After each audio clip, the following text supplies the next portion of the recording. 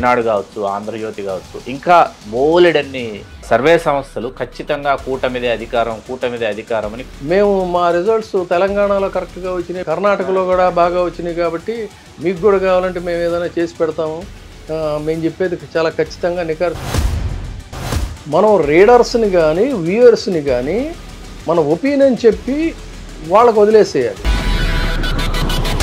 ఖచ్చితంగా అని చెప్పానని వాళ్ళని మిస్లీడ్ చేయటం అవుతుంది. అది ఎవడో చాణక్య అంటాడు, ఇంకొకటి అపరణ చాణక్య అంటాడు, ఇంకొకటి చాణుక్య అంటాడు. అంత it is nothing but cheating of the public. TV సంస్థలు కూడా పుట్టగొడుగుల్లాగా వచ్చేసాయి. వచ్చిన తర్వాత పొలిటికల్ పార్టీస్ కూడా వీళ్ళని కొనేయడం మొదలుపెట్టాయి. ఫలితాలు వచ్చిన తర్వాత పవన్ కళ్యాణ్ గారు గెలవచ్చు, ఓడిపోవచ్చు. సంస్కారహీనుడండి, కల్చర్ లేనటువంటి వ్యక్తి ఏ ఫీల్డ్లో కూడా సూటబుల్ కాదు. సమకాలీన రాజకీయాలకి పవన్ కళ్యాణ్ గారి మనస్తత్వం అసలు పొసగుతుందా, పొసగదా? కాసేపు ఏమో మాయావతి దగ్గరికి వెళ్ళి కాళ్ళు పట్టుకొని వస్తాడు, మాయావతి ప్రధాని కావాలంటాడు, పాచిపోయిన లడ్డూలు అంటాడు. కాసేపు మళ్ళీ నరేంద్ర మోడీ గారి కాళ్ళు పట్టుకొని నువ్వే ప్రధాని కావాలంటాడు. ఆంధ్రప్రదేశ్ రాజకీయాల్లో ఒక పెద్ద న్యూసెన్స్ ఎవరు అంటే తెలుగు రాజ్యం ప్రేక్షకులకు హృదయపూర్వక స్వాగతం. నేను మీ చిలగట్టు శ్రీకాంత్ కుమార్. ఈరోజు మనం పత్రికా రంగంలో పరిచయ వాక్యాలు అవసరం లేనటువంటి గౌరవనీయులు ఆంధ్రప్రభ మాజీ సంపాదకులు శ్రీ పి విజయబాబు గారి దగ్గర. వారు ప్రస్తుతం అధికార భాషా సంఘం అధ్యక్షులుగా కూడా ఆంధ్రప్రదేశ్ రాష్ట్రానికి వ్యవహరిస్తున్నారు. నమస్కారం విజయబాబు గారు. సార్, సూటిగా స్పష్టంగా ఒక ప్రశ్న అడగదలుచుకున్నాను. ఈవేళ ఒకవైపు రవిప్రకాష్ గారు, అట్లాగే ఈనాడు కావచ్చు, ఆంధ్రజ్యోతి కావచ్చు, ఇంకా బోలెడన్ని సర్వే సంస్థలు ఖచ్చితంగా కూటమిదే అధికారం అని కోడై కూస్తున్నటువంటి నేపథ్యంలో అసలు పత్రికా రంగంలో ఎంతో అనుభవం అట్లాగే నైపుణ్యం ఉన్నటువంటి ఒక రచయితగా, పత్రికా రచయితగా కావచ్చు, సంపాదకులుగా కావచ్చు, మీరు వీళ్ళ నివేదికలు మీరు ఏ విధంగా విశ్లేషిస్తారు? అసలు ఖచ్చితంగా కూటమి అధికారం సాధిస్తుందని మీరు అనుకుంటున్నారా? సో మంచి, ఇప్పుడు మనం ఏంటంటే నిర్మోహటంగానే మాట్లాడుకోవాలి. రెండు వారాల ఫలితాలు వచ్చేస్తున్నాయి.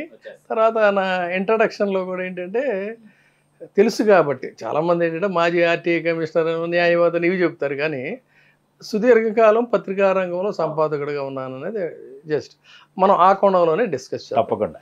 జర్నలిజంలో సుదీర్ఘకాలం అనుభవం ఉంది కాబట్టి అని అన్నారు కాబట్టి ఆ అనుభవంతోనే నేను మాట్లాడదలుచుకున్నా. ఇప్పుడు మీరు చెప్పినటువంటి వారు ఎవరైతే ఉన్నారో బహుశా అది ఇప్పుడు పనిచేస్తున్నటువంటి వాళ్ళు మేబీ నాకంటే కూడా వాళ్ళు తర్వాత నాకు జూనియర్స్ అయి ఉండొచ్చు, లేదు నాకు సమకాలికులైన అయి ఉండాలి. కానీ ఆ సమయానికి అంటే ఇప్పుడంటే డబ్బులు ఉన్నోడు ఎవడు పడితే వాడు ఇవి పెట్టుకోవచ్చు, ఛానల్స్ పెట్టుకోవచ్చు, భాష రాకపోయినా కూడా ఇచ్చిద్ది వచ్చిద్ది వెళ్ళిద్ది అని మాట్లాడేవాడు కూడా సీఈఓలు అయిపోవచ్చు. కానీ మా కాలంలో అది కాదు కదా. ఒక సత్యనిష్టతో అది ఒక తపస్సులాగా, ఒక దీనిలాగా ఉండేటువంటి ఇది, అది జర్నలిజం అంటే.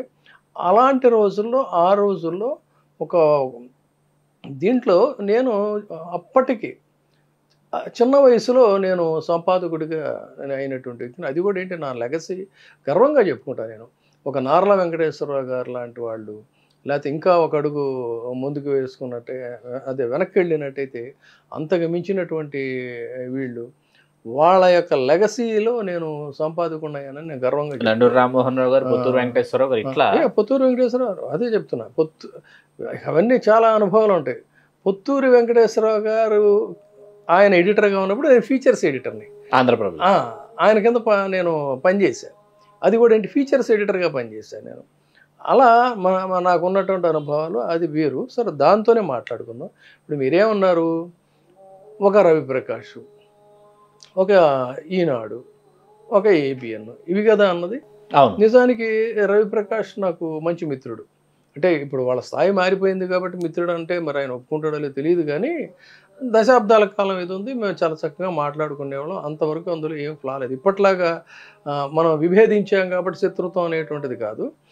ఆ కాలం నుంచి కూడా తను ఈ సిటీ కేబుల్, జెమినీలో చేస్తున్న కాలం నుంచి కూడా నాకు బాగా పరిచయం ఉంది.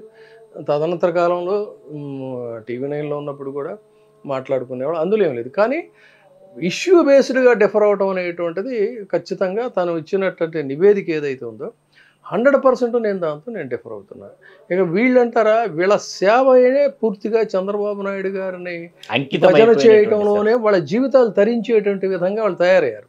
కాబట్టి అవి ఒక విలువలు ఉన్నటువంటి జర్నలిజం అని చెప్పుకోవడానికి ఛాన్సే లేదు. అసలు వాటికి వాళ్ళ లక్ష్యం, లక్షణం ఈ రెండు కూడా చంద్రబాబు నాయుడు గారికి భజన చేయటమే, అందులోనే తరించాలి, అందులోనే వాళ్ళ జీవితం ఇదవ్వాలనేటువంటిది. కాబట్టి వాటికి ఒక క్రెడిబిలిటీ అనేటువంటిది లేదు. ఇది కాబట్టి వాటికి సంబంధం లేదు. ఇక మిగతావి అనేక సంస్థలు ఈ మధ్య వచ్చాయని చెప్పన్నారు. ఎస్, అందరూ రావాలి జర్నలిజంలో, అది సోషల్ మీడియా అయినా లేకపోతే మెయిన్ స్ట్రీమ్ జర్నలిజం అయినా. ఎంతమంది జర్నలిస్టులు వస్తే నాకు ఒక దీనికి అంత సంతోషమే. కానీ వాళ్ళకి కూడా ఏదో టెంపరీగా షార్ట్ స్పాన్లో ఒక షార్ట్ కట్లోనో రిజల్ట్స్ వచ్చేటువంటి విధంగా ఇది చేయటం అనేది, అలాంటి వాళ్ళు అది జర్నలిజం అనిపించుకోదు. నిఖార్స్ అయినటువంటి జర్నలిజంలోనే రావాలి. అది కొంత కష్టం కావచ్చు. కానీ నేను నిజంగా చెప్తాను, ఇప్పుడు మనం ఎందుకు మాట్లాడుకుంటున్నామంటే, రీసెంట్గా నేను కొన్ని ఏవో వీడియోలు చూస్తే నాకు సినిమా జర్నలిజం మీద I know that your authentic writer, నాకు తెలుసు ఆ సంగతి, అందులో కించి సందేహం లేదు. అదేవిధంగా మిగతా సామాజిక అంశాల మీద, కొన్ని కమ్యూనిటీస్ మీద ఉండేటువంటిది. కానీ రాజకీయంగా కూడా మనవాడు అసలు ఇంత కొన్ని జిల్లాల వారీగా స్పాంటేనియస్గా చెప్తుంటే అది జర్నలిజం అంటే.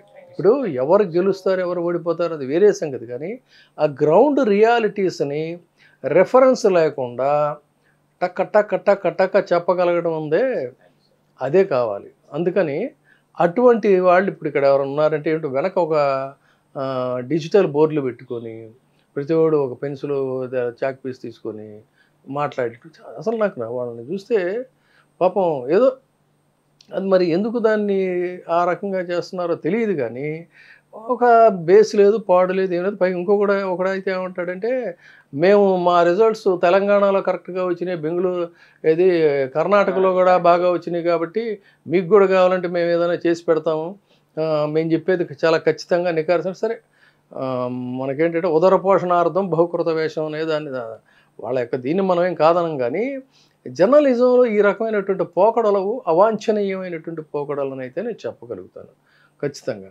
అది కావాల్సింది. ఎందుకు చెప్తున్నానంటే, వాళ్ళు చెప్తుంది ఏంటి, ఖచ్చితంగా రాసి పెట్టుకోండి, అవును ఇదే నిజం, ఇదే ఫైనల్ లిస్టు, ఇదే అనేసరికి ఏమవుతుందంటే, మనం రీడర్స్ని కానీ వ్యూయర్స్ని కానీ మన ఒపీనియన్ చెప్పి వాళ్ళకు వదిలేసేయాలి అంతే తప్ప ఖచ్చితంగా అని చెప్పానని వాళ్ళని మిస్లీడ్ చేయటం అవుతుంది. అది మిస్లీడింగ్, అది తప్పది. ఎందుకు చెప్తున్నానంటే, వీళ్ళు వాళ్ళ కెపాసిటీ ఏంటి అంటే, వాళ్ళ స్థాయి ఏంటి. ఇప్పుడు ఒక సర్వే చేయాలంటే వ్యయ ప్రయాసలు అంటాం కదా మనం. వ్యయం అంటే ఖర్చు, ప్రయాస, బోలెడంత హార్డ్ వర్క్, ఈ రెండు ఉంటేనే ఎప్పుడు ఎక్కడైనా సరే ఈ సర్వే అనేటువంటిది చేయడం సాధ్యమవుతుంది. ఆంధ్రప్రదేశ్ లాంటి రాష్ట్రంలో ఈ సర్వేలు చేయాలంటే వ్యయం, ప్రయాస, ఈ రెండిటికి కూడా నీకు ఇప్పుడు మీరు చెప్తున్నటువంటి వాళ్ళందరినీ ఒకసారి ఆలోచించండి, హేతుబద్ధంగా ఆలోచించదు. వాళ్ళకి ఆ స్థాయి ఉందా అంటే, ఎంత లక్షలు కాదు, కోట్లతో సంబంధించినటువంటి వ్యవహారం, కోట్ల రూపాయలతో సంబంధించినటువంటి వ్యవహారం ఇది. అంటే అక్కడ పలాస నుంచి ప్రారంభిస్తే ఇక్కడ అనంతపురం వరకు కూడా ప్రతి చోట టీం కావాలి. ఆ టీముని పెట్టుకొని వాళ్ళకి జీతాలు ఇచ్చి కొన్ని నెలల పాటు శాంపుల్ సర్వేలు చేయించి దానికి కావాల్సినటువంటి ఇన్స్ట్రుమెంట్స్ ఇవన్నీ కూడా ప్రొవైడ్ చేసి, అంటే హార్డ్వేరు అదంతా కూడా ప్రొవైడ్ చేసి, దాన్ని ఎప్పటికప్పుడు అనలైజ్ చేసుకొని ఒపీనియన్స్ తీసుకొని వడపోతలు పోసి ఇవన్నీ కూడా చేయాల్సినటువంటి ఒక మిషనరీ ఉండాలి. ఒక వ్యవస్థ, పెద్ద వ్యవస్థ, అది కోట్ల రూపాయలతో కూడుకున్న వ్యవస్థ, లక్షలు కాదు. ఉంటే అప్పుడు నువ్వు ఖచ్చితంగా చెప్తున్నాను ఇది రాసుకోండి అని చెప్పచ్చు. అదర్వైజ్ మనకున్నటువంటి అనుభవం, ఇప్పుడు దాదాపుగా 3.5-4 దశాబ్దాల కాలం పాటు జర్నలిజంలో అటు రాజకీయాలతో నిరంతరంగా ఒక ప్రయాణం చేస్తూ, ఆ ప్రస్థానంలో అనేక రకాలైనటువంటి మలుపులు మెరుపులు మరకలు, వాళ్ళెవరు వీళ్ళెవరు, ఏం జరుగుతోంది అక్కడ, సామాజిక వర్గాల విశ్లేషణ ఏంటి, ప్రస్తుత వర్తమాన పరిస్థితి ఏంటి, కాంబినేషన్స్ ఏంటి, ఇవన్నీ కూడా మనం ఎప్పటికప్పుడు, అందుకే ఇందాక నేను చెప్పా అంత టక్క టక్క టక్క చెప్పేది ఏంటంటే పరిశీలన. ఆ పరిశీలన దృష్టితో చెప్పడం అనేటువంటిది వేరు. అది వాళ్ళు చెప్పచ్చు మాకున్నటువంటి బట్ నువ్వు ఎవరో నాకు తెలియదు. ఇప్పుడు చిల్లగంటు శ్రీకాంత్ అంటే ఓహో మనవాడు ఫలానా కదా, ఇంతకాలం నుంచి ఉన్నాడు ఫీల్డ్లోనే ఎవరైనా చెప్తారు. అంటే ఎక్కడి నుంచి వచ్చారో వీళ్ళు, పుట్టుకొచ్చారు, మష్రూమ్స్ లాగా పుట్టగొడుగులాగా పుట్టుకొచ్చారు. వాళ్ళందరినీ ఏంటంటే ఇక్కడ చెప్పేది పొలిటికల్ పార్టీసు వీళ్ళని ఫ్లోట్ చేశారు. కాస్త అంతో ఎంతో వాళ్ళందరినీ కూడా మెచ్చుకోవాలి, నేను విమర్శిస్తాను అనుకోవద్దు. ఎందుకంటే వాళ్ళకి కాస్త డొక్కశుద్ధి ఉంది, మా ఒక కెపాసిటీను క్యాలిబర్ ఉంటేనే కదా వాళ్ళని వస్తారు. సో అయితే వాళ్ళు రాంగ్ ట్రాక్లోకి వెళ్ళారనేదే ఒక జర్నలిస్ట్గా నా బాధ. వాళ్ళని పికప్ చేసి వాళ్ళతో చేయించడం ఇవన్నీ కూడా కంటిన్యూస్గా. బట్ అదంతా అది కరెక్ట్ కాదు. ఎందుకంటే అంత ఆథెంటిక్గా చెప్పాలంటే నేను చెప్పిన వ్యవస్థ ఉండాలి.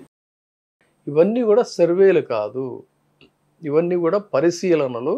దట్టు కూడా ఏంటి, పార్షియాలిటీతో కూడుకున్నటువంటి, అంటే పక్షపాత రహితంగా జర్నలిజంలో ఒక సత్యనిష్టతో చెప్పేది కాదు. వాళ్ళకు ఒక హిడెన్ ఎజెండా ఉంటుంది.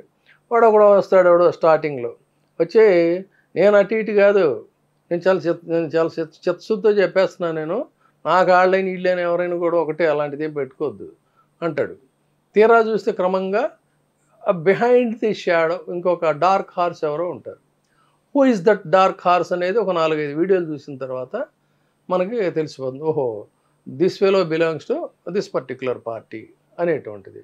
సో ఇట్లా మొత్తం మీద ఒక ఎంటర్టైన్మెంట్ అయితే మనకు పొలిటికల్ ఎంటర్టైన్మెంట్. ఇప్పుడు చూసారు మీరు, సినిమా హాల్స్ మూతపడిపోయి ఎంటర్టైన్మెంట్, ఎందుకంటే ఇక్కడ చేతిలో కావాల్సినంత పొలిటికల్ ఎంటర్టైన్మెంట్ ఉన్నాక అక్కడికి వెళ్ళి చూడాల్సిన అవసరం లేదు కదా. అందుకని ఒక్కొక్కడు ఒక రకమైన ఎంటర్టైన్మెంట్ తీసుకొచ్చి, వీడు వచ్చేస్తున్నాడు రాజకీయంలో, వాడు వచ్చేస్తున్నాడు రాజకీయంలో, ఖచ్చితంగా చెప్తాను రాసేసుకోండి మీరు, ఇది ఎలా అయిపోతుంది అలా అయిపోతుందంటే, రాజకీయాల్లో కానీ జర్నలిజంలో కానీ వాళ్ళ అనుభవం ఎంత.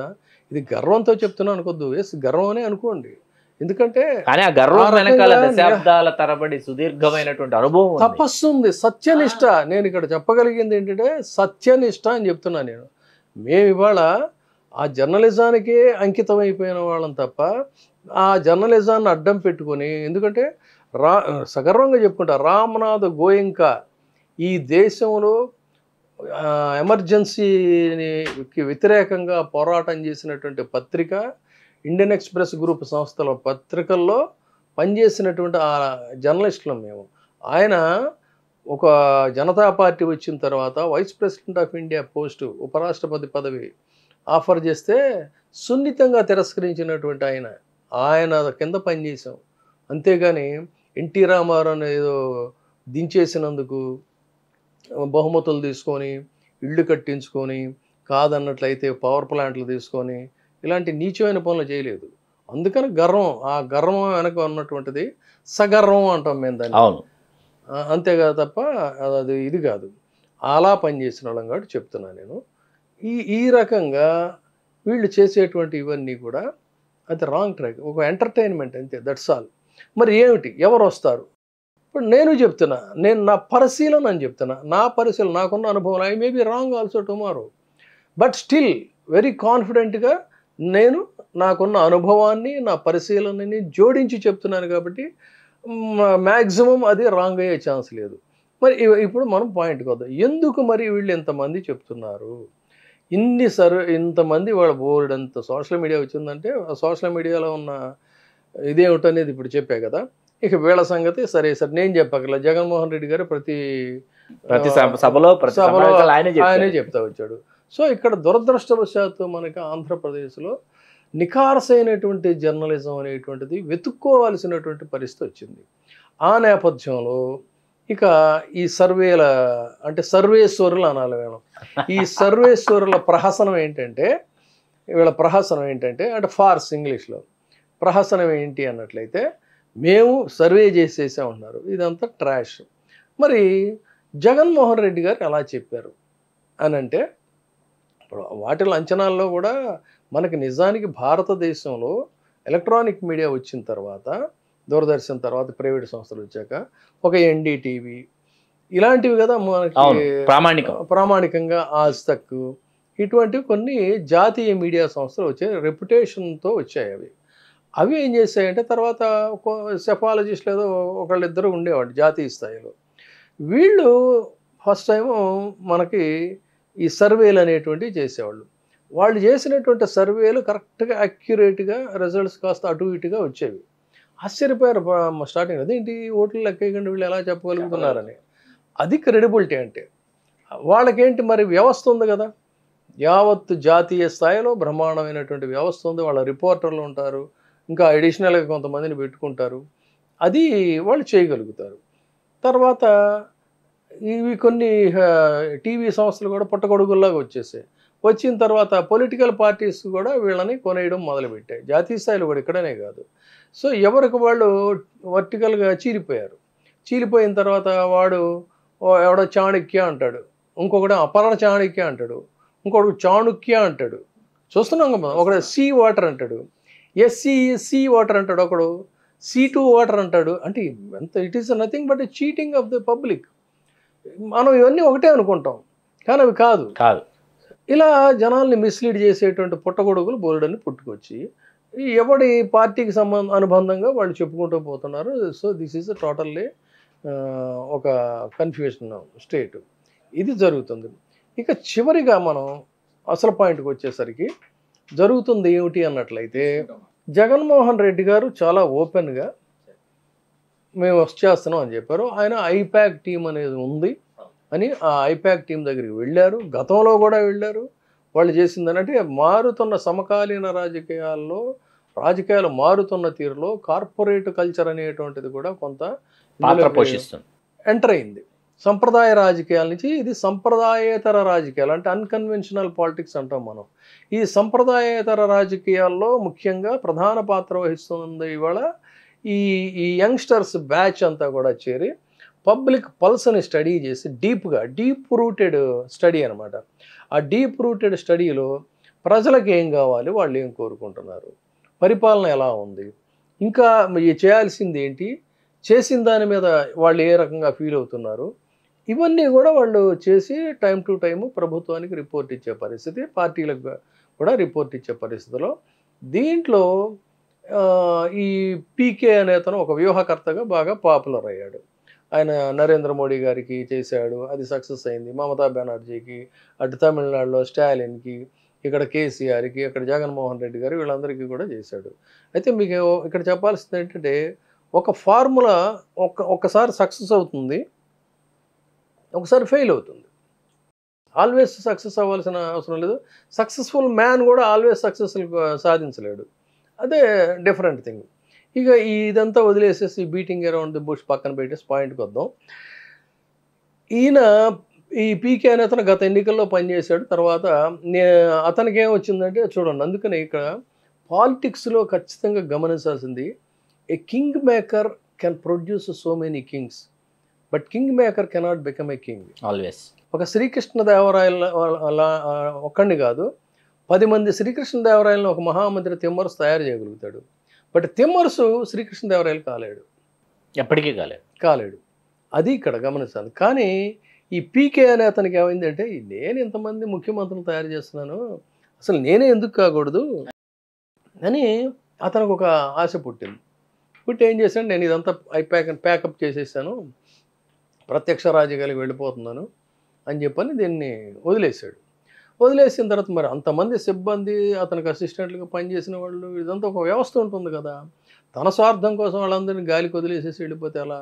అందుకని అందులో నుంచి ఒక వ్యక్తి ఇక్కడ తెలంగాణ పాలిటిక్స్లో తెలుసు కదా మీకు, సునీలో ఎవరో, అతను ఏం చేశాడంటే కాంగ్రెస్ తరఫున ఇక్కడ పనిచేయడం మొదలుపెట్టాడు.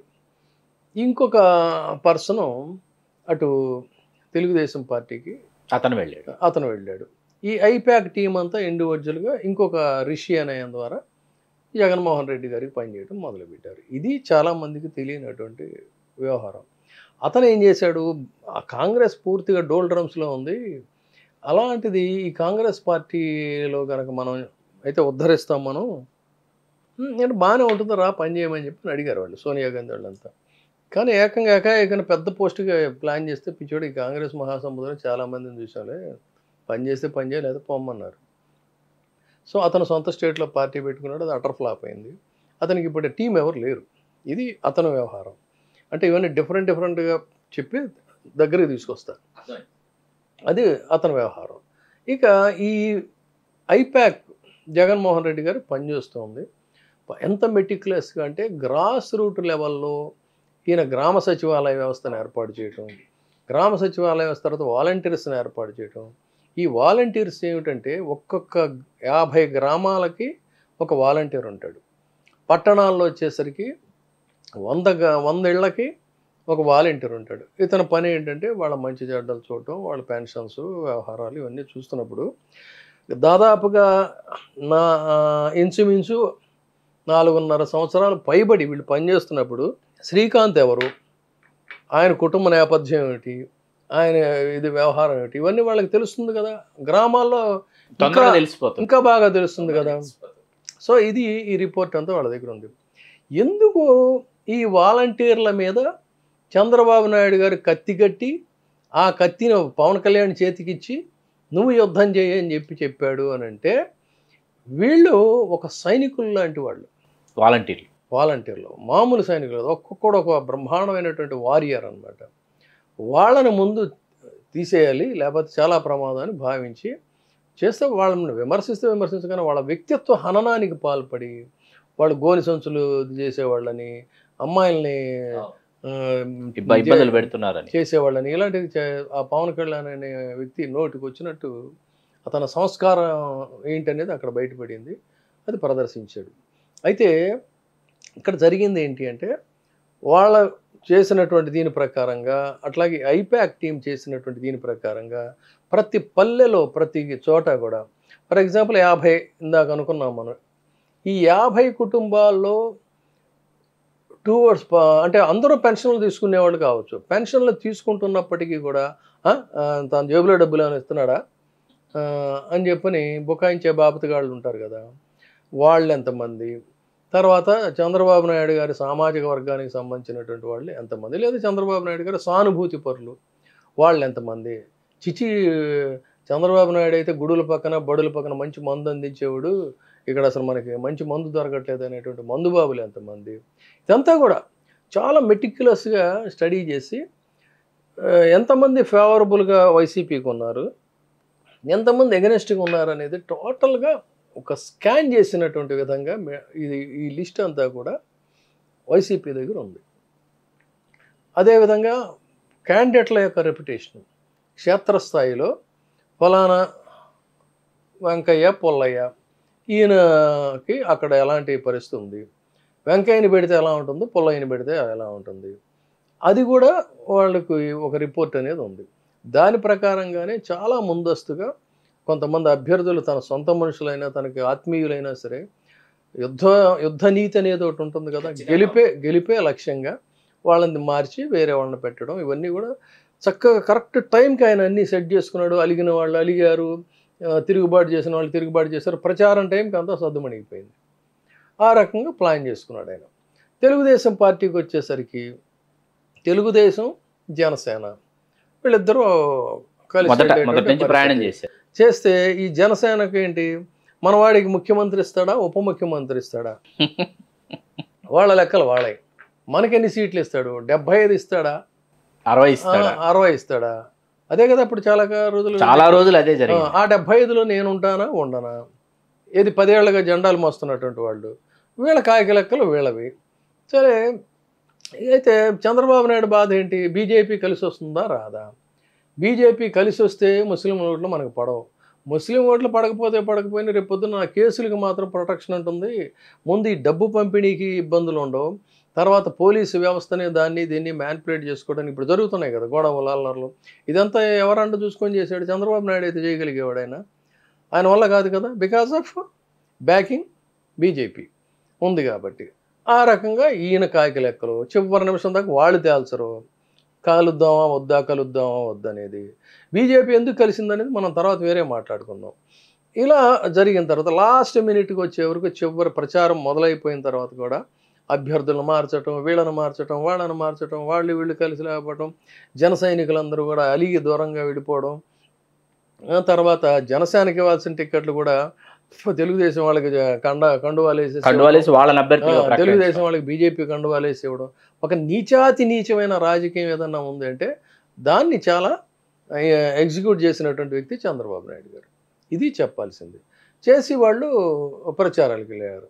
ప్రచారాలకు ముందు ఎన్నికల ముందు 3 నెలల వరకు కూడా చంద్రబాబు నాయుడు గారు అంటే ఈ భజన మీడియా వీళ్ళంతా చేసింది ఏంటి అంటే బటన్లు నొక్కుతాడా ఏంటి, బటన్ నొక్కుడు ఏంటని ఎగతాళి చేయటం చేసి అది అసలు అదే నా పరిపాలన అంటే శ్రీలంకలాగా అయిపోతుంది అది ఇదని చెప్పారు. చెప్పి ఒక ప్రపంచవ్యాప్తం, ఒక మలేషియా, ఒక సింగపూర్, ఒక బ్రహ్మాండమైన రాజధాని, అక్కడ హైటెక్ సిటీ నేనే, ఇవే కదా కబుర్లు అవే వాళ్ళు చెప్తుంది కూడా. చెప్తున్నా, వీళ్ళు వండి వారుస్తున్నా అవే. 1% కూడా దీని మీద వాళ్ళకి సానుకూల దృక్పథం లేదు. ఏది సంక్షేమ పథకాల మీద. ప్రతి సంక్షేమ పథకాలని కూడా తూర్పార పట్టడమే చంద్రబాబు నాయుడు లేకపోతే వాళ్ళ మీడియా చేసిన పని. మరి సరిగ్గా ఎన్నికలు వచ్చేసరికి అదే పాట అందుకున్నారు. అందుకొని వేలం పాటలాగా ఆయన 3000 ఇస్తున్నాడా, నేను 4000 ఇస్తాను, ఆయన 6000 ఇస్తున్నాడా, నేను 10,000 ఇస్తాను అని. అంటే ఏదైతే జగన్మోహన్ రెడ్డి గారు దాన్ని సృష్టించారో వీళ్ళు దాన్ని తోకపట్టుకుని వెళ్తామని చెప్పానన్నారు. అయితే అక్కడ విశ్వసనీయత అనేది కూడా ఉంటుంది. చెప్పాడంటే చేస్తాడు అనేటువంటి క్రెడిబిలిటీ అటు రాజశేఖర రెడ్డి గారికి ఇటు జగన్మోహన్ రెడ్డి గారికి ఉంది. చంద్రబాబు నాయుడు గారికి ఉందా? యూజ్ అండ్ త్రో పాలసీ అనగానే గుర్తొచ్చే పేరేది? చంద్రబాబు నాయుడు గారు. అలాంటి ఆయన ఇస్తానంటే ఎలా నమ్ముతారు? సరే, అది అయిపోయింది. వీళ్ళు వాళ్ళ పాలసీ పూర్తిగా మార్చేసుకొని వీళ్ళ టోన్ కూడా మారిపోయింది. సంక్షేమం బ్రహ్మాండం ఆహా ఓహో అనుకుంటే మళ్ళీ భజన మార్చేసి రూట్ మొదలుపెట్టారు. అది అక్కడే ఆడ్గా ఉంది. ఇప్పుడు కోయల పాట పాడుతుందంటే వింటాం మనం, వినసొంపుగా ఉంటుంది. నక్క కోయిల్లాగా పాడుతుందనంటే ఎలా ఉంటుంది? అట్లాగే చంద్రబాబు నాయుడు గారు సంక్షేమ పథకాలను మొన్నటిదాకా తూర్పారబట్టి సంక్షేమ పథకాలను నేను ఎగ్జిక్యూట్ చేస్తానంటే కూడా ఆ విధంగానే ఉంటుంది. నమ్ముతారా? నక్క మాటలు నమ్మరు కదా. ఇక్కడ కూడా జరిగింది అది. సరే, ఇది ఈ రకమైనటువంటి ప్రచారాలు జరిగాయి. తను ఏం చేస్తాడో చెప్పకుండా ఎంతసేపు వాళ్ళ సామాజిక వర్గానికి సంబంధించి హైదరాబాద్ నుంచి ఒకడు వస్తాడు. వాడు వచ్చి చంద్రబాబు నాయుడు సామాజిక వర్గాన్ని చిచి వాలంటరీ వ్యవస్థ ఏంటని చెప్పి లక్షలు తగలేసి కోర్టుకు వెళ్ళి ఆ చిరుద్యోగుల నోటికాడ కూడు తీసేసి వాడు ఆనందిస్తాడు, వాడు వెళ్ళిపోతాడు. ఇంకొకడు వస్తాడు, వచ్చి వాడు పెద్ద మేధావిలాగా అంట కట్టింగ్ వేసుకొని వాడేదో ఒకటి మాట్లాడతాడు, వాడు ఒక మేధావి, వాడు వెళ్ళిపోతాడు. ఇంకొకడు ఎవడో వస్తాడు వాళ్ళ సామాజిక వర్గానికి సంబంధించి, ఎవడేదో మాట్లాడతాడు. వీళ్ళందరూ ఉండేది హైదరాబాద్లో, ఇక్కడే ఉంటారు. ఆంధ్రప్రదేశ్ రాజకీయాల గురించి వీళ్ళు మాట్లాడతారు. ఇలా ముసలమ్మల మీద వాళ్ళ దాడి, వాళ్ళ ఎండలో పడి ఇదవుతూ ఉంటే వీళ్ళ కళ్ళలో ఆనందం, వాళ్ళలో లక్ష్మణ అని చెప్పని పోతూ ఉంటే ఏమన్నా ఇది రాజకీయమేనండి? ఇది మానవతావాద దృక్పథం ఉన్నవాళ్ళు హ్యూమనిస్టులు ఎవడైనా చేసే పనులేనయ్యని ఈ దగులుబాజీ పనులు ఇవన్నీ చేసి రాజకీయాల్లో పరిపాలిస్తామని చెప్పి వీళ్ళు వస్తారు. సో ఎలక్షన్స్ జరిగాయి. ఎన్నికలు అయిపోయిన తర్వాత ఇక వీళ్ళంతా ఇప్పుడు డబ్బా కొట్టడం మొదలుపెట్టారు. వచ్చేస్తున్నాడు, కూటమి వచ్చేస్తుంది. ఎలా వస్తుంది చెప్పండి? వీళ్ళు చెప్పే రీజన్స్ ఏంటంటే, ఒకటి పాయింట్ నెంబర్ 1, క్వాలిటీ మందు ఇవ్వటం లేదు. అందుకని జగన్మోహన్ రెడ్డి గారి మీద చాలా కోపంగా ఉందంట మందు బాబులకి. అందుకని మేము అధికారంలోకి వస్తే మంచి మందు ఇస్తామని చెప్పి ఎంత సిగ్గు ఉండాలి. 14 సంవత్సరాలు ముఖ్యమంత్రిగా చేసినటువంటి ముఖ్యమంత్రి అన్నారు. ఎంత అసహ్యకరమైనండి. ఇప్పుడు జగన్మోహన్ రెడ్డి గారికి ఉన్న నిజాయితీ ఏంటంటే, ఎస్, ఆయన మద్యపాన నిషేధాన్ని దశల వారీగా చేస్తాను అన్నాడు. అయితే చాలామంది నాయకులు ట్రై చేశారు, ఫెయిల్ అయ్యారు, ఎన్టీ రామారావు గారితో సహా. ఈయన కూడా ఆయనకున్న దీంతో ఆశయం వేరు, దాని ఆచరణ వేరు. ఆచరణలోకి వచ్చిన తర్వాత కొన్ని ఇబ్బందులు ఉన్నప్పుడు అందుకే ఏం చేశాడు, మద్యపాన నిషేధానికి సంబంధించి ఒక ఇదేదో ఉంటే ఆ చైర్మన్ లాగానో ఏదో ఒక ఇది వేశారు. మనం సెల్ఫ్ డిసీవింగ్ కరెక్ట్ కాదు, మనం చేయలేకపోతున్నాము అనుకున్న విధంగా, అందుకనే అదెందుకు అది దాన్ని రద్దు చేసేద్దామని మళ్ళీ ఆ పోస్ట్ వేయలే ఆయన. అంతే కదా, అది సిన్సియారిటీ అంటే. చేద్దాం, దశల వారీగా చేద్దాం, ఇప్పుడు చేసే పరిస్థితి లేదు. కానీ ఈయన వ్యవహారం అది కాదు, మంచి క్వాలిటీ మంది ఇస్తానని చెప్తాడు. అందుకని వాళ్ళందరూ ఓట్లు వేయరాడు జగన్మోహన్ రెడ్డి గారికి. ఇంకొకటి సెకండ్ పాయింట్ ఏంటంటే రోడ్లు బాగోలేదు, జనాలందరూ చీ కొడుతున్నారు కాబట్టి, రోడ్లు బాగోలేదు కాబట్టి జగన్మోహన్ రెడ్డి గారికి ఓట్లు వేయరు కాబట్టి ఆ ఓట్లని నాయే అంటాడు. ఆంధ్రప్రదేశ్లో ఇంతమంది ముఖ్యమంత్రులు పనిచేసిన తర్వాత ఎవడండి రోడ్లు వేసింది? రోడ్లు వేస్తారు. ఆంధ్రప్రదేశ్ రోడ్లకు ఉన్న ఇబ్బంది, తెలంగాణ రోడ్లకు ఉన్నటువంటి ప్లస్, అక్కడ ఉన్న మైనస్ ఏంటంటే అది బ్లాక్ సాయిల్, నల్లరేగడి. ఆ నల్లరేగడిలో ఎంత వేసినా కూడా ఒక వర్షం పడిందంటే అది ఖచ్చితంగా మళ్ళీ సింక్ అయిపోతుంది. అలాంటిది నువ్వు రోడ్ల గురించి మాట్లాడేవి ఒక్కసారి నిజాయితీగా ఆలోచించండి. నేను చెప్పే పాయింట్, రోడ్ల గురించి నువ్వు వేలెత్తి చూపించే చంద్రబాబు నాయుడు గారు వ్యవసాయ భూముల్లో కట్టడాలు పనికిరాదు అని శివరామకృష్ణన్ కమిటీ అక్కడ రాజధాని మంచిది కాదనంటే ఏమాత్రం వినకుండా నీ రియల్ ఎస్టేట్ దందా కోసం నువ్వు అక్కడ పెట్టావే. మరి వర్షం వచ్చిన తర్వాత ఒకరోజు ఫోటోలు చూసాం కదా, మొత్తం సచివాలయం ఫోటోలు చూసాం మనం, పాము వచ్చింది సచివాలయం. మరి ఆ రోడ్లు అసలు రోడ్డే లేదుగా అక్కడ. రోడ్డు బాగోటం కాదు, మునిగిపోయి చెరువులు అయిపోయాయి. నువ్వు రోడ్ల గురించి ఎలా మాట్లాడతావు నువ్వు? ఇది ఆ ఓట్లన్నీ ఈయనకు పడతాయంట. సరే, పాయింట్ నెంబర్ 3, ఇంకోటి ఏంటంటే ఉద్యోగులు చాలా కోపంగా ఉన్నారు, వాళ్ళెవరో ఓట్లు వేయరు జగన్మోహన్ రెడ్డి గారు, ఆ ఓట్లన్నీ నాకే అని చెప్పి అన్నాడు.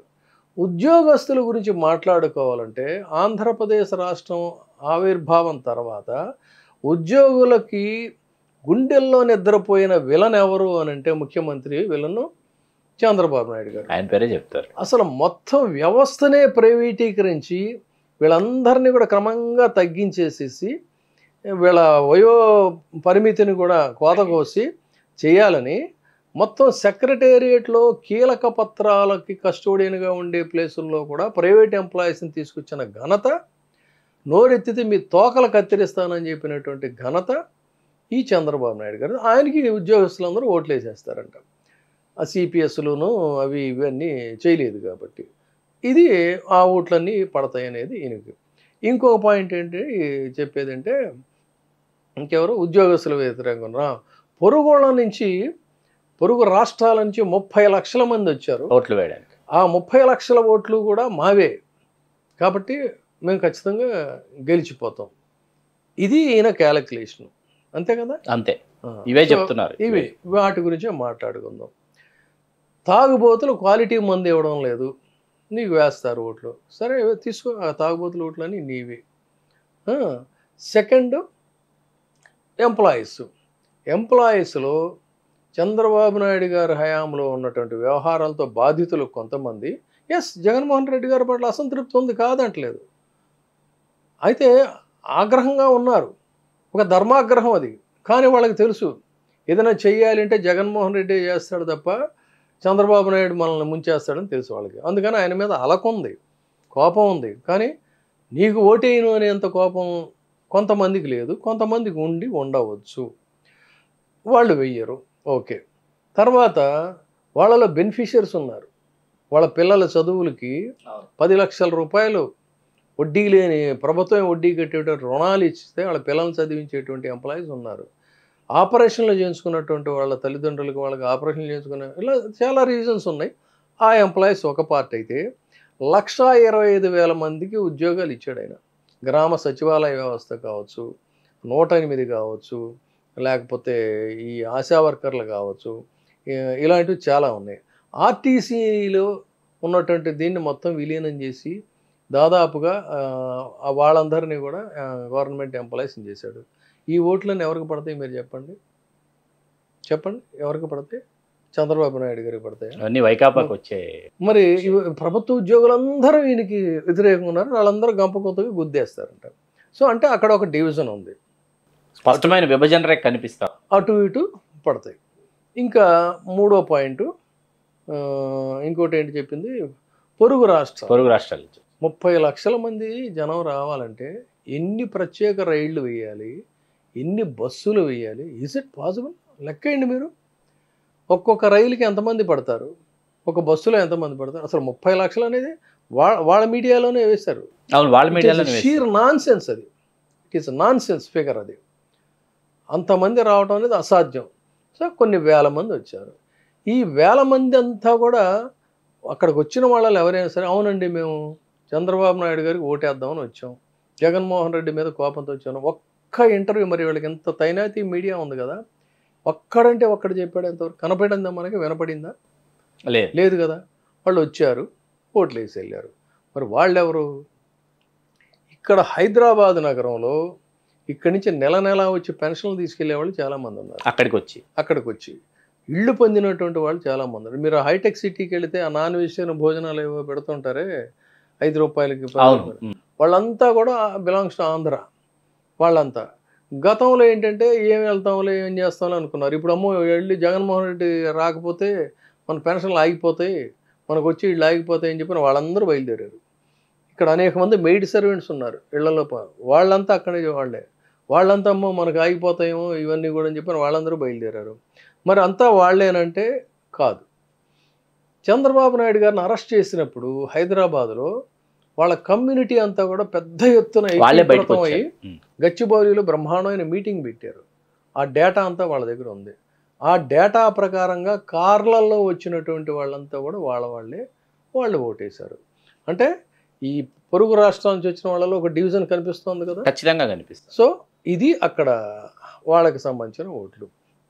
ఇంకా ఫైనల్ ఇంకోటి ఏంటి మనం అనుకుంది, ఇవి ప్రధానంగా.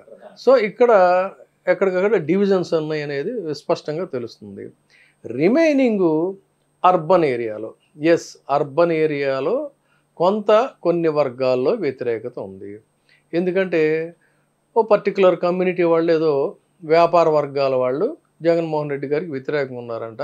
గతంలో అయితే ఏంటంటే వాళ్ళు జిఎస్టీలు పాడు లేకుండా అవి ఇవి వ్యాపారాలు చేసుకునేవాళ్ళు, ఇప్పుడు అవకాశం లేదని వాళ్ళు చాలా కోపంగా ఉన్నారంట. సార్ నీకు కావాల్సినవన్నీ అలాంటి ఓట్లే కాబట్టి వాళ్ళ ఓట్లన్నీ మీకే పడతాయి అని అనుకుందాం.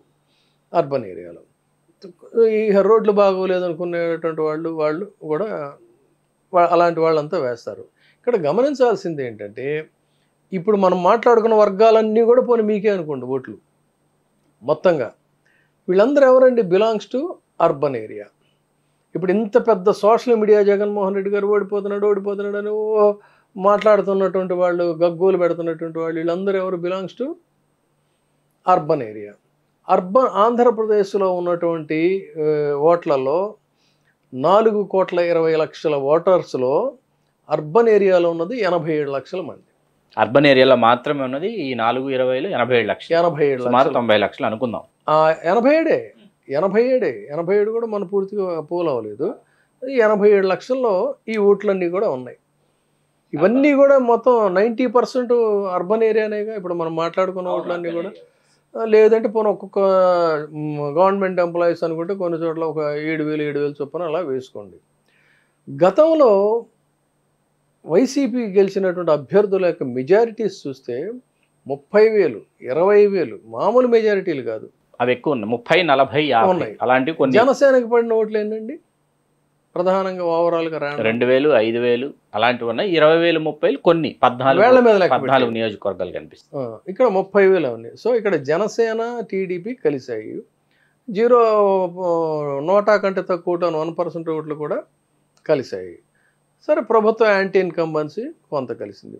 ఎంత కలిసినా ఈ 30,000 స్థాయికి మ్యాచ్ అవ్వట్లేదు, అవడం లేదు. అది ఒక ఆస్పెక్టు. ఇప్పుడు మనం డిస్కస్ చేసిన 87 లక్షలలో ఈ అర్బన్ ఏరియా ఓట్లన్నీ ఒక ఆస్పెక్టు. ఈ రెండు పక్కన పెడితే రూరల్కి సంబంధించి, రూరల్లో జగన్మోహన్ రెడ్డి గారు ఆ నినాదం ఎందుకు తీసుకున్నాడు? నేను మీకు బెనిఫిట్ చేశానంటేనే ఓటేయండి అంటే అంత ఓపెన్గా ఎందుకు మాట్లాడారు? ఓపెన్ స్టేట్మెంట్, అది బోల్డ్ స్టేట్మెంట్. ఈ దేశంలోనే బహుశా ఎవరు ఇచ్చి ఉంటారు. ఎందుకంటే అందరూ దే ఆర్ ఆల్ బెనిఫిషియర్స్. ఆ బెనిఫిషియర్స్లో సైలెంట్ ఓటింగ్ అనేది ఉంది, న్యూట్రల్ ఓటింగ్ కూడా ఉంది. వాళ్ళు ఇప్పుడు urban vessels make much noise including us. ఇక్కడ మాట్లాడేదంతా మనం ఇది వెళుతోంది. కానీ ఆ పల్లెల్లో ఉన్న ఆ ఎండకి ఎండి కన్నీటి అసలు కన్నీరు కూడా రావడానికి, కన్నీరు కూడా ఇంకిపోయినటువంటి ఆ వేసవిలో పడిన కష్టాలు ఉన్నటువంటి ఆ వృద్ధులు, ఆ కుటుంబాలు, ఆ మహిళలు వాళ్ళంతా ఉన్నారే, వాళ్ళకి మాట్లాడే అవకాశం లేదు. మరి వాళ్ళు ఎలా మాట్లాడతారు అంటే ఓటు ద్వారా మాట్లాడతారు. అదే సైలెంట్ ఓటింగ్. ఇంతసేపు ఎందుకు పట్టింది అని అడుగుతున్నారు కదా, ఇంత శాతం ఓటింగ్ ఎందుకు పెరిగింది అనేది వీళ్ళ పిచ్చి పనికిమాలిన లాజిక్. ఈ పనికిమాలిన లాజిక్ గురించి మాట్లాడుకోవాలంటే, గతంలో వైఎస్ రాజశేఖర రెడ్డి గారు గెలిచిన తర్వాత రెండవసారి గెలిచినప్పుడు 69% మించి ఇంకా శాతం 70% పైగా పెరిగింది ఆయనకి. ఆయనే అధికారంలోకి వచ్చాడు. కేసీఆర్ ఫస్ట్ దానికంటే కూడా సెకండ్ టైము పెరిగింది. మమతా బెనర్జీ రెండవసారి పోటీ చేసినప్పుడు పెరిగింది. ఏఐడిఎంకే వాళ్ళకి స్టాలిన్కి డిఎంకే స్టాలిన్కి ఫస్ట్ కంటే కూడా సెకండ్ టైము వాళ్ళకి పెరిగింది. ఎందుకంటే ఓటర్స్లో చైతన్యం పెరిగింది. రూలింగ్ పార్టీస్ ఏంటంటే వాళ్ళని క్యాచ్ చేసేటువంటి కెపాసిటీస్, పోల్ మేనేజ్మెంటు, ఇవన్నీ కూడా వాళ్ళకి పెరిగాయి. అది ఇక్కడ సీక్రెట్. మరి ఇక అందులో మీరు క్యూల్లో చూస్తే ఎంత పెద్ద పెద్ద క్యూల్లో అన్నింటిలో కూడా మహిళలు ఉన్నారు. మహిళలు ఎక్కువ శాతం చాలా నిలకడగా నిబద్ధతగా నిలబడి ఉన్నారు. వాళ్ళు వేయాల్సినటువంటి ఓట్లు వాళ్ళు వేసేసి వెళ్ళిపోయారు. ఇక్కడ జగన్మోహన్ రెడ్డికి వాళ్ళు ఓట్లు వేయడానికి కారణం ఏంటనేది ఉంది. చంద్రబాబు నాయుడు గారికి ఓట్లు వేయడానికి కారణం ఏంటి చెప్పమానండి. ఎంతసేపు ఇక్కడ ఆ పైన రాబందు చెట్టు మీద కూర్చొని కిందకు చూస్తా మనకు అది ఎప్పుడు దొరుకుతాయని ఎదురు చూసినట్టు యాంటీ ఓట్లు లెక్కేసుకోవటం ఏం నాయకత్వం అండి. Culture is a patient bird అని కదా, యాంటీ ఓట్స్ లెక్కేసుకుంటారా? తాగుబోతులు ఓట్లు, లేకపోతే నాకు విజయబాబు గారు అడ్డుపడుతున్నాను అనుకోకండి. ఇక్కడ ఏంటంటే ఎంతసేపు జగన్మోహన్ రెడ్డి గారి పథకాల్ని విమర్శించి తర్వాత ఆ పథకాన్ని అనుసరించి అక్కడికి ఆధారిక వచ్చి మీరేం చేస్తారో చెప్పండి అంటే చంద్రబాబు నాయుడు గారు చెప్పడం లేదు. స్వామి వివేకానంద ఏమంటాడంటే ఇమిటేషన్ ఇస్ ఆఫుల్ డిగ్రేడేషన్ అంటాడు. అది ఇమిటేషన్. జగన్మోహన్ రెడ్డి గారు సంక్షేమ పథకాలు పెడితే నువ్వేమో నీకు స్టైల్ ఉండేది, కట్టడాలు, ప్రపంచ రాజధాని, అది ఇదని. అలాంటి నువ్వు ఈ దారికి వచ్చావు. ఇమిటేషన్. అది ఇమిటేషన్. ఎవరన్నా ఇది అవుతారా? ఒరిజినల్ని లైక్ చేస్తారా? సో ఇక్కడ ఈ సర్వే సంస్థలన్నీ బోగస్. వాటికి ఒక ప్రామాణికమైన ఒక సైంటిఫిక్ బేస్ అనేది లేదు. మరి ఈ చంద్రబాబు నాయుడు గారు చెప్పేదానికి ఏమైనా ఉంది అని అంటే, చంద్రబాబు నాయుడు గారు కూడా ఒక స్ట్రాటజిస్ట్ని పెట్టుకున్నాడు. కానీ మరి ఈయన ఐపాక్ దగ్గరికి వెళ్ళి వాళ్ళని అభినందించాడు. అదే నా తదుపరి ప్రశ్న. అదే ఐపాక్ టీంతో వాళ్ళని అభినందించడమే కాకుండా మనం రెట్టించినటువంటి ఉత్సాహంతో మనమే అధికారంలోకి రాబోతున్నామని అంత సగర్వంగా ప్రకటించినటువంటి నాయకుడు జగన్మోహన్ రెడ్డి గారు. మరి ఈయన వీళ్ళేమి ప్రకటించాల? వీళ్ళకి ఒక ఇది ఉంది పాపం. ఆయన ఫోన్ నెంబరు బయట పెట్టరు, ఆయన పేరు ఇప్పుడు ఇంతవరకు అనౌన్స్ చేయాల. నిజానికి ఈ బాధుడే బాధుడు, తర్వాత నిజం గెలవాలి, యువ గంగాళమ్మ యువగళం, మళ్ళీ బాబుని మళ్ళీ రప్పిద్దాం, ఇదంతా డిజైన్ చేసింది వాళ్ళే. మరి అతని దగ్గరికి వెళ్ళి ఎందుకు కంగ్రాట్స్ చేయలేదు? మనం వచ్చేస్తున్నాం, బాగా పని చేశారని ఈ రోజు వరకు న్యూస్ లేదు, ఇప్పటిదాకా లేదు. ఎందుకని మరి అది? సో అంటే అక్కడే తెలుస్తుంది. అందుకని వీళ్ళంతా నేను వాళ్ళని వాళ్ళు మంచి జర్నలిస్టులుగా రాణించాలి, పైకి రావాలి, కానీ this is all sheer nonsense. వీళ్ళు చెప్పేదంతా కూడా ఇక్కడ ఎక్కడ ఒక బేస్లెస్ ఇవి, అంత ఇది పనికిరాదు. ఇది ఖచ్చితంగా చెప్తున్నాం, రాసి పెట్టుకోండి, అది ఇది అని చెప్పని. అట్లా చెప్పాలంటే ఇంత పెద్ద వ్యవస్థ ఉండాలి. ఆ వ్యవస్థలు ఉన్నాయి కేవలం ఒక చంద్రబాబు నాయుడు గారికి, ఒక జగన్మోహన్ రెడ్డి గారికి. జగన్మోహన్ రెడ్డి గారు చెప్పారు, ఒకవేళ కరెక్ట్గా అది అయితే చంద్రబాబు నాయుడు గారిని కూడా చెప్పమనండి. మనందరం ఓన్లీ పరిశీలకులమే. ఆ పరిశీలకుల్లో కూడా మన తిట్టుకునే వాళ్ళు కూడా ఉంటారు. మనకున్న క్రెడిబిలిటీ కూడా మనకు ఉంటుంది.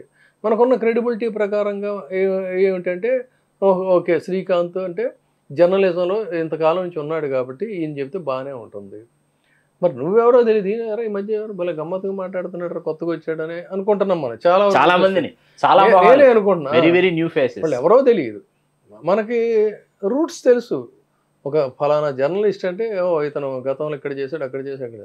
మరి వీళ్ళెవరో ఉన్నటువంటి కొత్తగా వచ్చి వీళ్ళు జగన్మోహన్ రెడ్డి గారి గురించి మాట్లాడేస్తారు, ఆంధ్రప్రదేశ్ రాజకీయాల గురించి మాట్లాడేస్తారు, పలాసలో ఎవరు గెలుస్తారో, చీపురుపల్లిలో ఎవరు గెలుస్తారో, లేకపోతే అక్కడ సత్యసాయి జిల్లాలో ఇవి చెప్పేస్తున్నారండి. ఎందుకు ఇంక మరి ఇంకా?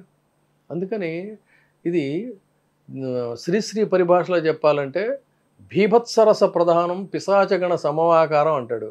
ఇప్పుడు ఇదంతా కూడా ఒక బీభత్సరస ప్రధానంగా ఉంది తప్ప ఇక్కడ ఎక్కడ కూడా హేతుబద్ధత అనేటువంటిది లేదు. కంఫర్టబుల్గా ఎలాంటి శషబిషలో లేకుండా జగన్మోహన్ రెడ్డి గారు గెలుస్తున్నారు. మెజారిటీ ఎంత అనేది మనం వీ హ్యావ్ టు సీ. ఆయన చెప్పాల్సిన ఫిగర్ ఆయన చెప్పాడు. సో మన పరిశీలనలో మనకున్న అంచనాలు మనకున్నాయి. బట్ ఇందులో డౌట్ లేదు. చంద్రబాబు నాయుడు గారి కూటమి రావడానికి అది ఒక విషకూటమి. ఎక్కడా కూడా పూర్వం కూటమి అంటే ఏంటంటే ఎలా ఉండేవంటే సైద్ధాంతికంగా భావసారూప్యం ఉన్న పార్టీలు ఒకటే. ఇక్కడ భావసారూప్యం లేదు, ఏం లేదు. భావసారూప్యం ఒకటి కనపడుతుంది ఇద్దరు ఒకళ్ళకి సంబంధించి. ఇంకొక చోటేమో కాసుల సారూప్యం ఇంకో చోట కనపడతా ఉంది. తర్వాత ఆయన నిలబెట్టింది ఎవరిని అంటే ఆణిముత్యాలను కాదు, కాణిముత్యాలను నిలబెట్టాడు ఆయన. అందరూ కూడా కాణిముత్యాలే. ఒక్కొక్కడు బ్యాంకులు లేకొట్టినాడు, బ్యాంకులకు ఐపీలు పెట్టినాడు, లేకపోతే విదేశాల నుంచి మూటలు వేసుకొచ్చినోడు, వచ్చిన వాళ్ళు వాళ్ళకే ఇచ్చారు. అందరూ కాణిముత్యాలే. చంద్రబాబు గారు నిలబెట్టిన వాళ్ళంతా వాళ్ళని మనం ఎన్నుకోవాలి, వాళ్ళు మనకు పరిపాలన చేస్తారు. ఒక్కొక్కడికి స్పెషల్ ఫ్లైట్లు, ఒకటి బ్యాంకుల్ని ఎగ్గొట్టేశాడు, ఇంకొకటి ఫ్లైట్లో అమెరికా ఎప్పుడు వెళ్ళిపోతాడో తెలియదు, ఎప్పుడు వస్తాడో తెలియదు. ఇది ఎక్కడన్నా పోలిక ఉందండి ఇది. సో అందుకే ఆయన అన్నది పెత్తందారులకి పేదలకి మధ్య జరిగేది. ఇంకో పాయింట్ చెప్తా. ఇంకొక వెకిలి ప్రచారం జరుగుతుంది కొన్ని రోజుల నుంచి. వికారపు ప్రచారం, వెకిలి ప్రచారం ఏంటంటే పేదవాడు, అవును, పేదింటి బిడ్డ ఒక స్పెషల్ ఫ్లైట్లో వెళుతున్నాడు, దానికి గంటకి ఇన్ని లక్షల రూపాయలని. Who told you? Jaganmohan Reddy పేదవాడు అని నీకేమైనా చెప్పాడా? ఆయన ఎప్పుడు చెప్పలేదు. పేదల ప్రతినిధి అని అంటే దాని అర్థం మనకి సినిమాల్లో, పాతకాలపు సినిమాల్లో హీరోయిన్ మొత్తం ఆశంతా పోగొట్టుకున్నటువంటి పేదరాలు అయిపోద్ది. పేదరాలు అయిపోతే ఏం చేసేవాళ్ళు అంటే జాకెట్కి ఒక కాంట్రాస్ట్, కొత్త జాకెట్ చించేసి ఒక కాంట్రాస్ట్ మొక్క ఒకటి తీసుకొచ్చి దానికి అతుకులేసి వాడు చాలా పేదరాల్లాగా ఆర్టిఫిషియల్గా చూపించేవాడు. అట్లాగా ఆయన పేదవాడు అని ఏం చెప్పలేదే. పేదల ప్రతినిధి, పేదలకు ప్రతినిధిగా ఉండాలి అని అంటే దాని అర్థం ఆయన పేదవాడై ఉండాల్సిన అవసరం లేదు. Is a rich man. Youngster నుంచి ఆయన ముఖ్యమంత్రికి కుమారుడు, స్వయంగా ఆయన యాంటర్ప్రెన్యూర్, కొన్ని కోట్ల రూపాయల వ్యాపారం చేసినాడు. మరి మీరు చెప్పిన మాట వినలేదనే కదా ఆయన వ్యాపార సంస్థల మీద వాటి మీద దాడి చేసి అక్రమ కేసులు బనాయించి ఆయన 16 నెలలు జైల్లో పెట్టారు. ఎందుకని? ఇదంతా కూడా ఆయన is a richest man. But ఆయన ఒక గుడ్ సమరిటన్ లాగా పేదలకి చేస్తున్నాడు. శ్రీకృష్ణదేవరాయలు ఒక మహారాజు. ఆయన రాజ్యంలో పేదవాళ్ళు ఎవరు ఉండకూడదని చెప్పని ఆయన పేదల ప్రతినిధిగా ఆయన రాజ్యాన్ని సుభిక్షంగా పాలించి రాయలసీమ అంటే రతనాల సీమ అని చెప్పని అన్నాడు. రాయలసీమ రతనాల సీమ అని పేదలందరినీ ఉద్ధరించాడంటే ఆయన పేదోడు కావాలని అర్థం. వాళ్ళ జర్నలిజం, వాళ్ళ వికారపు చేష్టలు, వాళ్ళ దిగజారుడు స్థాయి చూస్తే అత్యంత జుగుప్సాకరంగా ఉంది. చీచీ. నువ్వు అలాంటివి ఎప్పుడన్నా నిందించాలంటే ఇవాళ అమెరికాలో చంద్రబాబు నాయుడు గారు వెళ్ళారు, అంతకుముందు లోకేష్ వెళ్ళాడు. వారం లోకేష్ తిరిగేవాడు నా గతంలో మంత్రిగా ఉన్నప్పుడు చేయడానికి. 2 ఎకరాల ఆసామి నువ్వు, 2 ఎకరాల ఆసామి లక్షల కోట్ల రూపాయలు ఎలా సంపాదించాడు అనే దాని మీద నువ్వు మాట్లాడాలి. వాళ్ళు అమెరికా వెళితే వాళ్ళు ఇప్పుడు ఆ సీఎం రమేష్ అనేవాడు ఒక సారా వ్యాపారం వాళ్ళ ఫాదర్ ఏదో చెప్పారు. అతను స్పెషల్ ఫ్లైట్లు మెయింటైన్ చేసే స్థాయి ఏంటి అనేది దాని గురించి నువ్వు మాట్లాడు. జగన్మోహన్ రెడ్డి గారు పేదవాడు అని ఎప్పుడు చెప్పుకోలేదే. పేదవాడు అనేది వేరు, పేదల ప్రతినిధి వేరు. పేదల ప్రతినిధిగా ఈ ప్రపంచంలో రిచెస్ట్ పీపుల్ అనేక మంది రకరకాల ట్రస్టులు పెట్టిన వాళ్ళు ఉన్నారు, పేదలను ఉద్ధరించడానికి హాస్పిటల్స్ కట్టించిన వాళ్ళు ఉన్నారు. ఇట్లా అనేక కార్యక్రమాలు చేసిన రిచెస్ట్ పీపుల్ ఉన్నారు. దాని అర్థం ఏంటి? పేదలని ఉద్ధరిస్తున్నామంటే పేదోడేనా? పనికి మాలిన విమర్శలు, దిగజారుడు విమర్శలు. వెరీ సాడ్ అండి. అందుకే చెప్తాను ఈ దౌర్భాగ్యపు జర్నలిజం ఇంతగా తగలడిపోయింది చెప్పాలంటే. అది sir last but not least, రేపు ఫలితాలు రాబోతున్నాయి. ఫలితాలు వచ్చిన తర్వాత పవన్ కళ్యాణ్ గారు గెలవచ్చు, ఓడిపోవచ్చు, అది వేరే విషయం. గెలిచి వారు శాసనసభలోకి ప్రవేశించారని అనుకుందాం. అట్లాగే జనసేన అభ్యర్థులు కూడా కొంతమంది గెలిచారనే అనుకుందాం. అయితే సమకాలీన రాజకీయాలకి పవన్ కళ్యాణ్ గారి మనస్తత్వం అసలు పొసగుతుందా, పొసగదా? మీకు తెలుసు, అతన్ని దగ్గర నుంచి పరిశీలించిన మొట్టమొదటిసారిగా అతని వ్యవహార శైలిని బహిర్గతం చేసిన వ్యక్తిని నేను. ఫస్ట్ తదనంతర కాలంలో కదా మిగతా చాలా మంది మిగతా వాళ్ళు దాన్ని ఎవరైతే విమర్శించారో ఆ తర్వాత వాళ్ళంతా వరుసగా మిమ్మల్ని ఆ సమయంలో విమర్శించిన వాళ్ళు సైతం ఎస్ విమర్శించి తర్వాత ఆ రోజు అంటే ఏదో అనుకున్నాము మీరే రైట్ అది ఇది అనేటువంటి వాళ్ళు అనేక మంది ఉన్నారు. వాళ్ళ పేర్లు కూడా ప్రస్తావించవచ్చు మనం. పి రామ్మోహన్ రావు గారు, ఒకళ్ళేంటి చింతల పార్థసారథి గారు, వివి లక్ష్మీనారాయణ గారు, తోట చంద్రశేఖర్ గారు, చాలా పెద్ద జాబితా ఉంది అదంతా కూడా చాలా పెద్ద. సో అట్లా ఫస్ట్ అతని యొక్క దీన్ని దగ్గర నుంచి చూసినటువంటి వ్యక్తిని అతను అసలు ఒక రకంగా చెప్పాలంటే సంస్కారహీనుడండి. కల్చర్ లేనటువంటి వ్యక్తి ఏ ఫీల్డ్లో కూడా సూటబుల్ కాదు. అసలు అతని సంస్కారం లేదు, సంప్రదాయం తెలియదు, నాలెడ్జ్ లేదు. 10th క్లాస్ చదివాడు, ఎస్ఎస్సి చదివాడో తెలియదు, ఎస్ఎస్ఎల్సి చదివాడు లేదు, ఫక్త్ బోగస్. కాసేపు ఏమో మాయావతి దగ్గరికి వెళ్ళి కాళ్ళు పట్టుకొని వస్తాడు, మాయావతి ప్రధాని కావాలంటాడు, పాచిపోయిన లడ్డూలు అంటాడు కాసేపు, మళ్ళీ నరేంద్ర మోడీ గారి కాళ్ళు పట్టుకొని నువ్వే ప్రధాని కావాలంటాడు. ఇక్కడ ఒక కన్సిస్టెన్సీ కానీ, కమిట్మెంట్ కానీ, లేకపోతే ఒక క్లారిటీ కానీ, సిన్సియారిటీ కానీ ఒక్క లక్షణం ఉందా చెప్పండి? ఒక్క లక్షణం. అందుకని ఆంధ్రప్రదేశ్ రాజకీయాల్లో ఒక పెద్ద న్యూసెన్స్ ఎవరు అంటే Pawan Kalyan. Such a great nuisance. రాజకీయాల్ని పరమ దిగజార్చినటువంటి వ్యక్తి. ఒక హోందాతనం కానీ, ఒక ప్రసంగాల్లో విమర్శల్లో ఒక ఇది కానీ ఏమీ లేకుండా అంత చౌకబారుగా దిగజారిపోయి మాట్లాడుతూ గొప్ప అనుకుంటాడండి. నాయకుడు ఎట్టవుతాడు చెప్పండి? లీడర్ అంటే ఒక రోల్ మోడల్గా ఉండాలి. ప్రసంగం అంటే ఒక దీని కింద ఇంకొకళ్ళు దాన్ని మళ్ళీ అనుసరించేటట్టుగా ఉండాలి. ఆ లీడర్ని చూస్తే మనకు వివేకానంద స్కూల్లో వివేకానంద స్వామి ప్రసంగాల్ని పిల్లలకి నేర్పిస్తున్నారు. అబ్రహాం లింకన్ ప్రసంగాల్ని వాళ్ళు అక్కడ అనేక స్కూళ్ళల్లో నేర్పిస్తుంటారు. గాంధీజీ ప్రసంగాల్ని నేర్పిస్తుంటారు అనేక. అట్లా even Indira Gandhi is also inspiring leaders అంటే వాళ్ళు. కానీ అసలు అతని గురించి మాట్లాడుకోవటం వేసిన అడిగితే ఇడియాటిక్ నేచర్ అతను చెప్పాలంటే. అవి తెలుగు రాజ్యం వీక్షకులకి గౌరవనీయులు, సుప్రసిద్ధ పత్రికా సంపాదకులుగా తెలుగు జర్నలిజం చరిత్రలో తనదైనటువంటి పేరును సువర్ణాక్షరాలతో లిఖించుకున్నటువంటి పి విజయబాబు గారు. వారు ప్రస్తుత ఆంధ్రప్రదేశ్ రాష్ట్ర అధికార భాషా సంఘం అధ్యక్షులుగా, ఆ అధికార భాషా సంఘానికి తెలుగు నేల మీద మరీ ముఖ్యంగా ఆంధ్రప్రదేశ్లో ఎనలేనటువంటి సేవ చేసినటువంటి వ్యక్తి. వారు అందించినటువంటి వారి అంతరంగ ఆవిష్కారం, ఈ అంతరంగ ఆవిష్కారం మిమ్మల్ని ఎంతగానో ఆలోచింపజేసిందని ఆశిస్తూ మీ చిల్లగట్టు శ్రీకాంత్ కుమార్. చాలా సంతోషం విజయబాబు గారు. Please do subscribe to Telugu Rajyam channel. Please do subscribe to Telugu Rajyam channel. Please do subscribe to Telugu Rajyam channel. Hi అండి, నేను మీ ఆర్పీని, నెల్లూరు పెద్దారెడ్డి చేపల పులుసు ఓనర్ని. మీరు తెలుగు రాజ్యం అనే ఈ యూట్యూబ్ ఛానల్ సబ్స్క్రైబ్ చేసుకుని మంచి వీడియోలతో వస్తారు. Thank you so much. Hi people, I'm Sonakshi Verma and you please watch Telugu Rajyam and please subscribe to the channel.